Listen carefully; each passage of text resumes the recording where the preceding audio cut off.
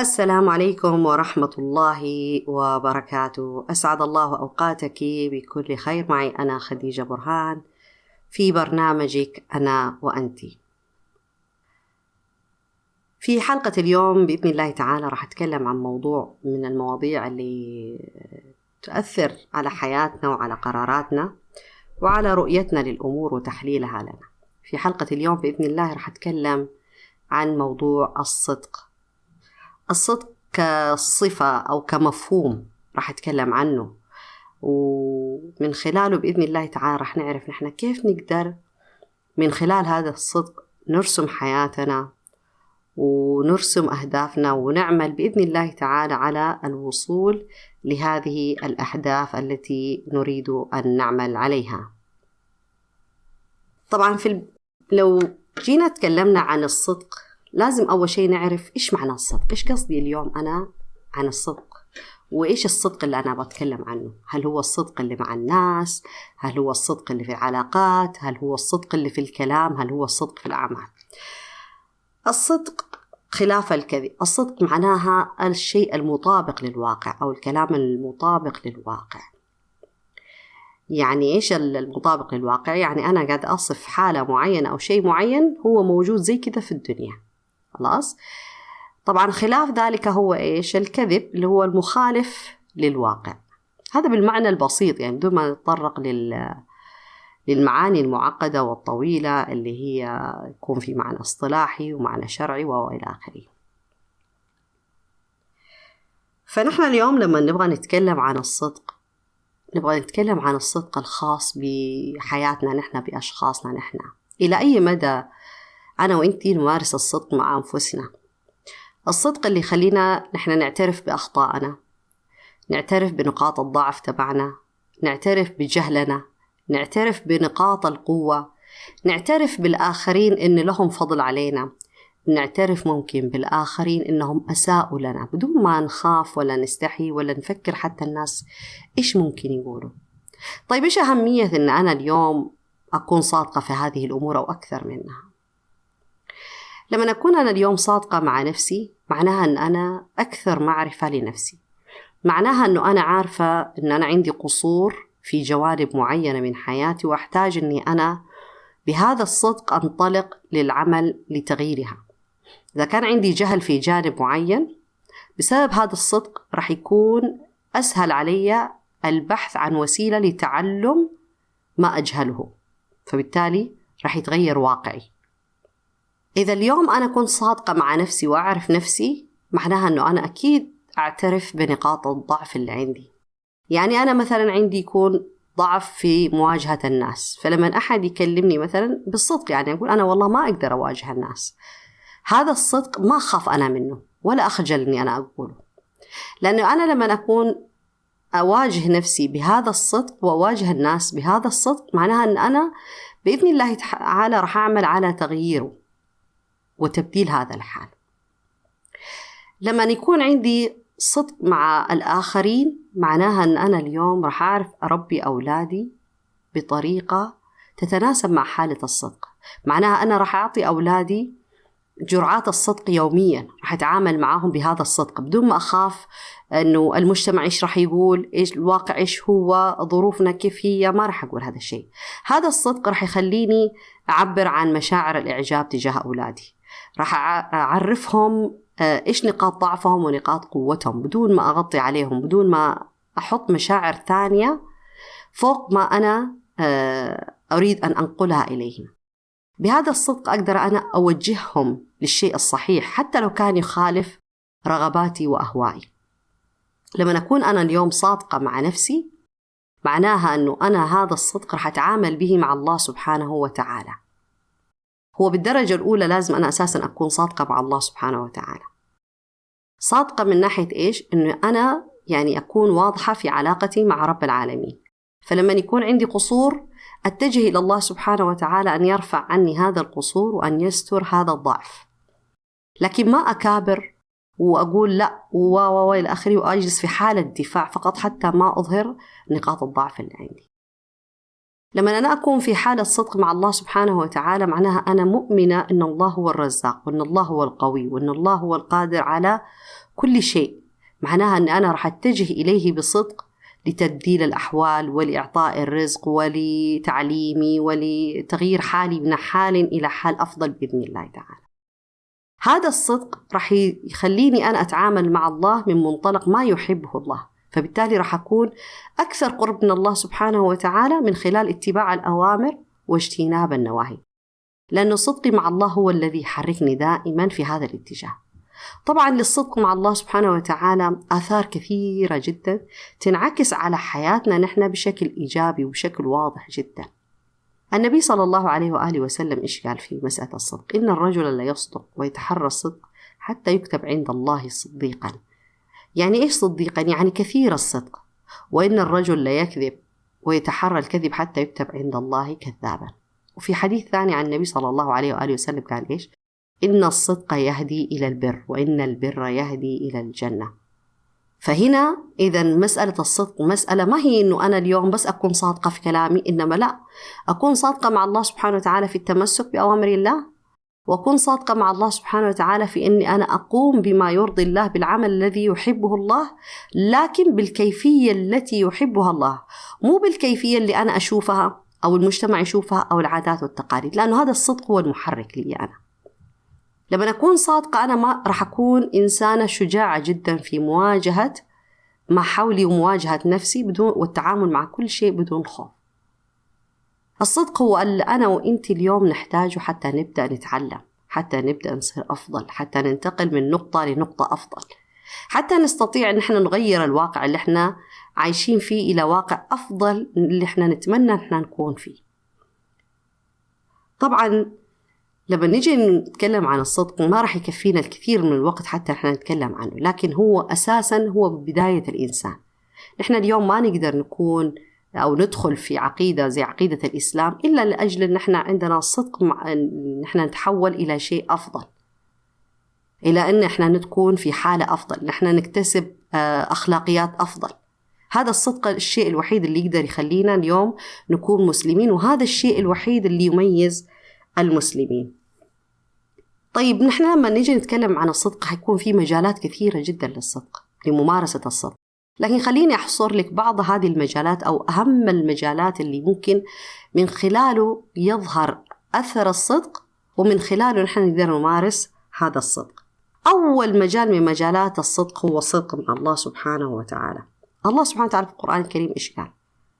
فلو صدقوا الله لكان خيرا لهم. يعني لو كانوا صادقين مع الله سبحانه وتعالى وكانوا واضحين مع الله سبحانه وتعالى ولم يمارسوا الكذب ولا النفاق فإنه خير لهم. خير لهم معناها إيش؟ يعني خير لهم في الدنيا إن الله سبحانه وتعالى راح يكون معهم، وخير لهم في الآخرة.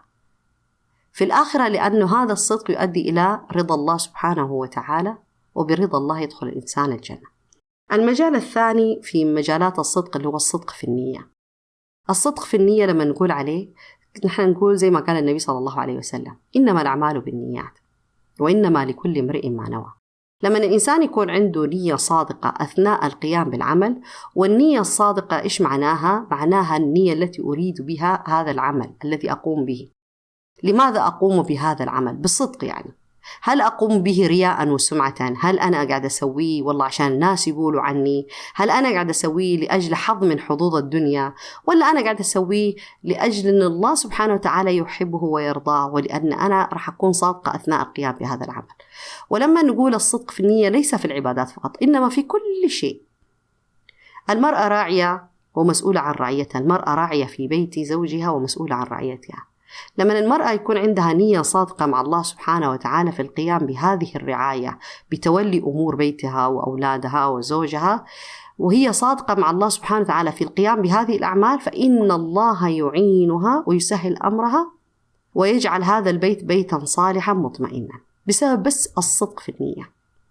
لما المرأة تكون اليوم صادقة في نيتها في علاقتها مع الآخرين من النساء وتتعامل معهم بما يرضي الله، فتكون لهم ناصحة وموجهة وصديقة وصادقة ومعينة لهم على أمورهم، معناها أنه هذا الصدق في الممارسة الذي بدأته بالنية الخالصة رح يؤدي بها للشيء الذي تريده في هذه الحياة الدنيا، لأن الله سبحانه وتعالى رح يبارك في هذا الجهد. لما يكون المرأة عندها الصدق في نيتها في طلب العلم، إنه هي ما تبغى فيه الرياء ولا السمعة، إنما تريد به وجه الله سبحانه وتعالى، وإنه هي تغير من حالها، وإنه هي تتحسن وتكون أفضل، وإنه تنتفع وتنفع الآخرين، فإن الله سبحانه وتعالى يعينها في طلب هذا العلم وفي الوصول للنتائج اللي هي تتمناها بإذن الله تعالى. بعض الأحيان الإنسان بنيته يصل إلى درجة في العمل ما يصلها لو هو عمل العمل بدون هذه النية. يكفي أنه الإنسان لما يكون عنده الصدق في نيته وما قدر يقوم بأي عمل، فإن الله سبحانه وتعالى يبلغ هذا العمل أو يبلغ أجر هذا العمل. زي الناس اللي مثلا تنوي بالصدق أن هي تصوم، لكن يمنعها عن الصيام إما المرض وإما عذر قاهر جدا، لكن سبحان الله بسبب هذه النية يكتب أجرهم كأجر من قام بهذا العمل. سبحان الله، هذا الشيء العظيم في ديننا، أن الإنسان يؤجر على النية. بالنية فقط الإنسان يبدأ في مسلسل الأجور، فما بالنا إحنا طبعا اليوم لو أنه الأعمال أساسا قبل أن نقوم بها سواء كان حتى من أعمال الدنيا إنما سبقناها بنية خالصة لله سبحانه وتعالى. حتى الأعمال المنزلية البسيطة جدا اللي احنا نقوم فيها اليوم، لما أنا أبدأها بنية صادقة مع الله سبحانه وتعالى أنه أنا أتبع أمر النبي صلى الله عليه وسلم، إن الله يحب إذا عمل أحدكم عملا أن يتقنه، من هذا الباب انطلقت في إدارة بيتي اليوم، حتى في الطبخ ولا في تنظيف البيت انطلقت من هذه الفكرة بهذه النية، فإنني أؤجر على هذا العمل من عند الله سبحانه وتعالى فقط بالنية الصادقة. فهذا واحد من المجالات اللي هي من مجالات الصدق. كمان عندنا مجال من مجالات الصدق اللي هو الصدق في الأقوال. الصدق في الأقوال إيش قصدنا إحنا؟ اللي هو التثبت في القول، يعني التثبت يعني التأكد. قبل ما أتكلم الكلام لازم أكون أنا متأكدة، قبل ما أتكلم الكلام أسأل نفسي بصدق إيش الهدف من الكلام هذا اللي راح أقوله؟ هل أنا أرجو به الخير، أحاول إصلاح به بين الناس؟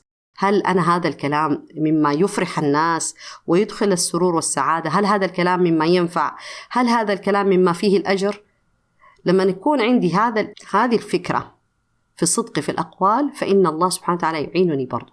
فهنا إذن التثبت والتأكد من الكلام من مجالات الصدق في الأقوال. كمان عندنا اللي هو من مجالات الصدق اللي هو اجتناب الظن. يعني إيش هو اجتناب الظن؟ اللي هو خلاف الصدق طبعا، يعني أظن، أعرف، ممكن كذا، ممكن مو كذا، ماني متأكدة. هذه كلها ظنون الإنسان يمارسها بعض الأحيان، أو نحن النساء نمارسها بعض الأحيان أثناء الكلام. فنتكلم في أمر ما وبعدين لما أحد يبغى يتأكد مننا فنقول إيش؟ أنا أظن إن أنا سمعت كذا، يتهيأ لي إنه كذا، والله ماني متأكدة. فطبعا بسبب هذا الظن فقط في الحديث نحن نقع ونوقع الآخرين في مشكلات كبيرة جدا. لكن الصدق في هذا المجال إنه أنا أقول أنا والله ما أعرف، حتى لما أسأل عن أمر ما وماني متأكدة ما أقول والله ما أظن ولا ماني متأكدة، فقط إنها ما أعرف. ما أعرف معناها ما أعرف الحقيقة أو ما أعرف الصدق في هذا القول، هل ينفع ولا ما ينفع، هل هذا الكلام اللي حقوله حقيقي ولا غير حقيقي، فأتوقف عند هذا الشيء. طبعا كمان عندنا من مجالات الصدق اللي هو الصدق في الأعمال. الصدق في الأعمال احنا ذكرناه قلنا إيش؟ إن الإنسان يقوم بالعمل بالكيفية التي أرادها الله سبحانه وتعالى. أي عمل، مو شرط فقط العبادات، إنما أي عمل نقوم فيه اليوم نحن نحتاج معاه أن نحن نكون صادقين في أداء هذه الأعمال. خلينا نتوقف معاكي فاصل قصير وأرجع أكمل معاكي لقاءنا وحديثنا الشيق عن الصدق كيف يكون في مجالات الأعمال. فلا تروحي بعيد، خليكي معايا.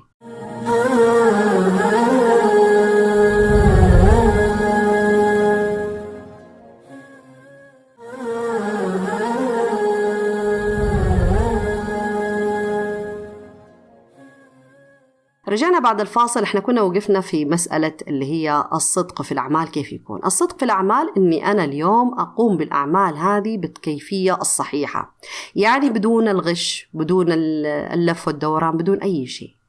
لما أكون أبغى أقوم بمهمة معينة، بعمل معين، بأمر معين، إني أنا أقوم فيه بصدق ووضوح وبطريقة صحيحة، وأراقب فيه الله سبحانه وتعالى. ما أخاف من الناس. لما أسوي الشيء ما أسويه والله عشان الناس لا يقولوا والناس ما أبغاهم يشوفوني لما أسويه بطريقة خاطئة، لا، لأن أنا أساسا قاعدة أمارس الصدق، فبالتالي أنا عارفة تماما أن الله هو اللي قاعد يراقبني.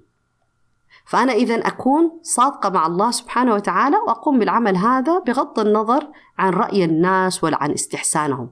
فحتى الناس لما تيجي تشكرني على عمل سويته بطريقة كويسة، المفروض أني أنا أشوف الموضوع جدا عادي، جدا عادي، لأنه أنا صادقة مع نفسي وصادقة مع الله سبحانه وتعالى وصادقة مع الناس. فبالتالي هذا الطبيعي، النتيجة الطبيعية أنه الناس رح يعجبهم هذا الشيء، لأنه صدقي أنا هو الذي يحركني أثناء القيام بهذه الأعمال.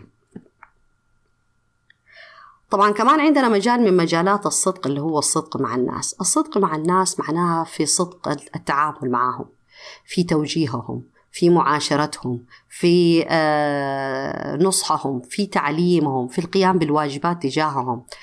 الصدق مع الناس لما نقول مو قصدنا الناس الغرباء فقط، الناس هذول ممكن يكون الزوج، ممكن يكون الأبناء، ممكن يكون الإخوان، ممكن يكون الأخوات، ممكن يكونوا أصدقاء، ممكن يكونوا الجيران، ممكن يكونوا الزملاء. كل من نتعامل معهم نحن ويقعوا في دائرة العلاقة مع الآخرين نحن نحتاج نحن نكون صادقين معهم. زي ما نحن نحب أن الناس تتعامل معنا بالصدق ووضوح، لازم بهذه الكيفية كمان نحن نتعامل مع الناس، حتى لو هم يكذبوا علينا، حتى لو أساءوا إلينا، لو حتى لو إيش ما يكون، نحن ما نغير المنهج تبعنا في ممارسة الصدق معهم ونصير أشخاص مختلفين. لأن اليوم أنا لما أبغى أتعامل مع الناس حسب ما يظهروه لي أنا، معناها رح أكون إنسانة متلونة، رح يكون في ألوان كثيرة عندي. فالناس اللي لونها أحمر رح أتعامل معهم بهذا اللون، والناس اللي لونها أخضر رح أتعامل معهم بهذا اللون. فمعناها أنه أنا رح أضيع بين هذه الألوان. والمؤمن أساسا هو صادق، فالصادق هذا لما يتعامل مع الناس سواء كانوا مسلمين ولا غير مسلمين، هو ينطلق في علاقته معهم من علاقته بالله سبحانه وتعالى اللي هي قائمة أساسا الصدق مع الله. فمن حق الناس علي اليوم أني أنا أتعامل معهم بالصدق. فإذا طلبوا مني النصيحة لازم أنصحهم وأتقي الله سبحانه وتعالى فيهم وأصدق معهم في هذه النصيحة، مو أعطيهم نصيحة وتوجيه وبعدين لما أكون أنا أبغى نفس النصيحة أبغى أطبقها علي أغير فيها. لأن المستشار مؤتمن، فإن أشار فليشر بما لو أشير عليه لعمله. يعني الإنسان لما يطلبك النصيحة اليوم لازم تكوني صادقة وتسألي نفسك، لو أنا في مكان هذا الشخص إيش النصيحة اللي أنا أبغى أسمعها منه، أو إيش التوجيه اللي أنا أحتاج أني أنا أسمعه منه. من خلال الجواب على هذا السؤال أقدر أنا اليوم أوجه الناس وأنصحهم وأرشدهم بالكيفية الصحيحة وبالصدق. الصدق اللي أنا أنطلق فيه في علاقتي مع الله سبحانه وتعالى أول شيء، ثم بعلاقتي مع الناس. طبعا كمان عندنا من مجالات الصدق اللي هو الصدق في العزيمة. الصدق في العزيمة يعني إيش؟ يعني الإنسان لما يكون يبغى يعزم على القيام بعمل ما لازم يكون صادق، ما يجلس مثلا يمارس الاحتيال. مثلا نكون نبغى نسوي شيء ما نجلس نقول إن شاء الله راح أسويه وبعدين أأجله، أو مثلا أبغى أروح موعد أو أعطيت أحد موعد مثلا أقول طيب إن شاء الله جاي الموعد هذا وبعدين أأجل الموعد، أو أن أنا ألغي، أو أني أنا أتجاهل، أو أني أنا أجيب أعذار غير صحيحة. العزم في الصدق في العزم معناها أنه أنا لما أقول على شيء أكون صادقة جدا في عمله. أنا راح أجي في الساعة الفلانية معناها أنه أنا أكون صادقة وألتزم بهذا الأمر. والله صار أي أمر ما خلاني أوصل لهذا الموعد أو في هذا الموعد يكفيني أني أنا أكون صادقة تماما. فلما أكون ما أصل في نفس هذا الموعد لا أمارس الكذب واللف والدوران، إنه لما أسأل ليش ما جيتي في موعدك ما أقول والله أي عذر آخر، إنما العذر الصحيح أو السبب الصحيح اللي خلاني ما أوصل في وقتي. لما أعزم على أمر معين مع أحد ما في فعل ما يجب أني أنا أكون صادقة في هذا العزم وفي هذا القرار، لأنه صدقي أنا قد يبني بيت وقد يهدم بيت. اليوم لما أكون أنا صادقة في وعد أوعده لشخص ما، ممكن بسبب هذا الصدق تقوم عائلات، ممكن تقوم بيوت، ممكن تقوم أعمال وأرزاق كثيرة. لكن إذا لم أكن صادقة ربما بالوعد الكاذب هذا والوعد المضلل اللي أنا أعطيه للآخرين ربما أضر إنسان، ربما أضر عائلة، ربما أفسد على إنسان أمر معين، لأني أنا ما كنت صادقة. لما أحد يطلب مني أمر معين في أو مهمة معينة يكلفني فيها لازم أنا أكون صادقة في أني أنا إما أقبل وإما أرفضه بصدق، حتى لا يمسك علي هذا الممسك ولا أني أنا أضر أحد ولا أني أذيه. فإذا هنا إذن في مسألة الصدق مع الناس والصدق في التعامل معهم والعزيمة في أثناء التعامل معهم من أهم الأشياء اللي لازم نحن نمارسها في الحياة. وخاصة نحن النساء، يعني نحن نتساهل جدا في مسألة العزم هذه أثناء تربية أولادنا. فإحنا عندنا تساهلات كثيرة، فإحنا نكون مثلا نأجل الأشياء، نوعد أولادنا بأشياء معينة فما نصدق معاهم ونأجلها. طبعا هذا الشيء والتأجيل اللي يصير مع أبنائنا أثناء تربيتهم يعلمهم أول شيء الإرباك، ويعلمهم أنه مسموح أنه أنا اليوم أوعدك بشيء وأخلف وعدي. فأنا إذن أصبتهم بخلل في مسألة الصدق، فيعتبر أنه مسألة الصدق هذه مسألة نظرية فقط، لأنه ما لها واقع في حياته. اليوم أمي أنا توعدني بشيء وتصدق معايا وتنفذ هذا الأمر، معناها أن أمي هذه إنسانة مثارة للثقة، مثارة للأمانة، معناها أنه إنسانة صادقة، فبالتالي أنا كمان أبغى أصير زيها. لكن لما يكون اليوم أمي توعدني بشيء وبعدين تخلف وعدها، معناها أنه طبيعي جدا أمارس هذا الشيء مع الناس، لأنه إذا أنا الشخص الوحيد في الحياة الذي أثق به يمارس عدم الصدق، معناها أنه أنا كمان طبيعي أني أنا أمارس هذا الصدق، عدم الصدق مع الآخرين. فهنا لازم نلاحظ أن إحنا كل سلوك نمارسه في الحياة إذا ما كان قائم على الصدق، معناها أنه راح يكون أمر مربك جدا لي وللآخرين. في النهاية لازم أدرك أنه كل ما الإنسان يكون صادق، الله سبحانه وتعالى يهيئ له من أمر رشده. إذا علم الله منك صدق النية أعانك. الإنسان إذا صدق في نيته مع الله سبحانه وتعالى، وكان صادق في فعله، وصادق في أقواله، وصادق في عزمه، وصادق مع نفسه، وواضح مع الآخرين، وصادق كمان مع الآخرين، الله سبحانه وتعالى يتولى دائما الصادقين. لأنه إحنا قلنا حديث النبي صلى الله عليه وسلم: إن الصدق يهدي إلى البر، وإن البر يهدي إلى الجنة. معناها أن الصدق دائما يدل الإنسان على الطريق الذي يحبه الله سبحانه وتعالى، فيوصله إلى إلى الجنة التي بها رضا الله سبحانه وتعالى. في ختام هذا اللقاء أسأل الله سبحانه وتعالى أن يجعلنا من الصادقين والصالحين والمصلحين في الأرض. حتى موعد لقاءنا القادم، أتركك في حفظ الله ورعايته، في أمان الله.